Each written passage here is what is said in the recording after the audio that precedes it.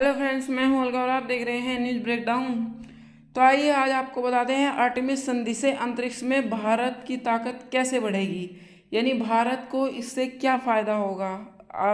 Artemis संधि जो है प्रधानमंत्री नरेंद्र मोदी की अमेरिकी यात्रा के दौरान यूं तो रक्षा समेत कई अन्य क्षेत्रों में भी अहम समझौते हुए हैं, लेकिन जो सबसे बड़ा टॉपिक निकल के आता है वो है आर्टेमिस संधि, यानी इससे अंतरिक्ष में होने वाली दृष्टि से काफ़ी महत्वपूर्ण माना जा रहा है और इससे भारत को होने वाले फायदे भी बहुत ज़्यादा हैं। वो क्या हैं वो, और इससे फायदे मिलने के बावजूद भारत ने समझौते के बाद शांतिपूर्ण सतत पारदर्शी सहयोग के लिए 26 अन्य देशों की फहरिस्त में शामिल हो गया है, जिससे वह चंद्रमा, मंगल और अन्य ग्रहों का अन्वेषण कर सकेगा।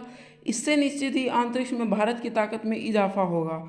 अब भाई दरअसल 1967 की बात ही ले लेते हैं कि बाह्य आंतरिक संधि पर आधारित आर्टेमिस संधि असैन्य अंतरिक्ष अन्वेषण और 21वीं सदी में इसके इस्तेमाल की दिशा निर्देशित करने के लिए तैयार किए गए थे। अब आपको बता दें कि गैर बाध्यकारी सिद्धांतों का एक सेट है जो कि 2025 तक चंद्रमा पर मानव को फिर से भेजने का अमेरिकी नीति प्रयास है। यानी अमेरिका फिर से ऐसा प्रयास कर रहा है कि वह चंद्रमा पर दोबारा लोगों को भेजेगा। इसका लक्ष्य मंगल और अन्य ग्रहों तक अंतरिक्ष अन्वेषण करना है। साथ ही साथ अमेरिका ने नरेंद्र मोदी की यात्रा पर करीब से नजर रख रहे संयुक्त राष्ट्र के पॉलिसी अधिकारी सिद्धार्थ राजहंस ने वेब दुनिया को बताया कि आर्टेमिस समझौता भारत के लिए बहुत ही ज़्यादा महत्वपूर्ण है और आर्टेमिस कार्यक्रम के उपयोग, संयुक्त उपयोग और अंतरिक्ष क्षेत्र में व्यापक सहयोग के लिए यह भारत और अमेरिका के बीच अपनी तरह का एक पहला सहयोग होगा। इसमें बता दें कि इसमें जलवायु परिवर्तन डाटा, अंतरिक्ष में खोज और परिवर्तित पृथ्वी से जुटा डाटा जुड़ाने में काफ़ी मदद मिलेगी। अमेरिका के साथ स्पेस समझौते के चलते नासा भारतीय अंतरिक्ष यात्रियों को उन्नत प्रशिक्षण भी प्रदान करेगा। और राजहंस साथ ही साथ यह भी कहते हैं कि इस समझौते के बाद इसरो के नासा के साथ मिलकर काम करने की संभावना भी बहुत ज़्यादा बढ़ चुकी है। आपको बताएं कि 2025 तक मानव युक्त मिशन के साथ चंद्रमा पर जाने की योजना बना रहा है। साथ ही भारत सामान्य प्रोटोकॉल के तहत चंद्रमा और अन्य खगोलीय पिंड की खोज के लिए अमेरिका के नेतृत्व वाले आर्टेमिस कार्यक्रम से भाग ले सकता है। आपको बताएं कि पीएम मोदी की मौजूदा यात्रा के दौरान भारत और अमेरिका के संयुक्त बयान में कहा गया कि नासा 2024 में अंतर्राष्ट्रीय अंतरिक्ष केंद्र में भारतीय अंतरिक्ष यात्री को भेजने के संयुक्त प्रयास के लिए टेक्सास और ह्यूस्टन में जॉनसन अंतरिक्ष केंद्र में भारतीय अंतरिक्ष यात्रियों को आधुनिक प्रशिक्षण उपलब्ध कराने की घोषणा भी की गई है।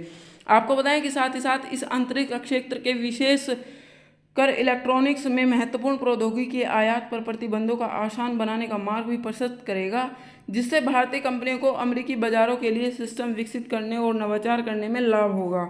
आपको बताएं राजहंस यह भी कहते हैं कि संयुक्त रूप से अधिक वैज्ञानिक कार्यक्रमों में भारत की भागीदारी की सुविधा प्रदान करने, मानव अंतरिक्ष उड़ान कार्यक्रमों सहित गतिविधियों में दीर्घकालिक प्रतिबद्धताओं के सामान्य मानकों तक पहुंच की अनुमति देगा और माइक्रो इलेक्ट्रॉनिक्स, क्वांटम, अंतरिक्ष सुरक्षा आदि सहित अधिक रणनीतिक क्षेत्रों में साथ मजबूत भागीदारी अनुमति देगा। आर्टेमिस समझौते पर 13 अक्टूबर 2020 को 8 संस्थापकों राष्ट्र Australia, Canada, Italy, Japan, Luxembourg, UAE, UK और संयुक्त राज्य अमेरिका द्वारा हस्ताक्षर किए गए थे। भारत भी इसका हिस्सा होगा। आर्टेमिस समझौता एक गैर बाध्यकारी समझौता है जिसमें कोई वित्तीय प्रतिबद्धता नहीं है और सबसे कमाल की बात है कि इस समझौते का उद्देश्य आर्टेमिस कार्यक्रम को आगे बढ़ाने के इरादे एवं नागरिक अन्वेषण और बाहरी अंतरिक्ष के उपयोग के प्रशासन को बढ़ाने के लिए सिद्धांतों और दिशा निर्देशों और सर्वोत्तम प्रथाओं के व्यवहारिक सेट के माध्यम से एक आम दृष्टि स्थापित करना है। आपको बताएं कि प्रधानमंत्री मोदी ने कहा कि आर्टेमिस समझौते में शामिल होने का फैसला करके हमने अपने अंतरिक्ष सहयोग में एक बड़ा कदम बढ़ाया है।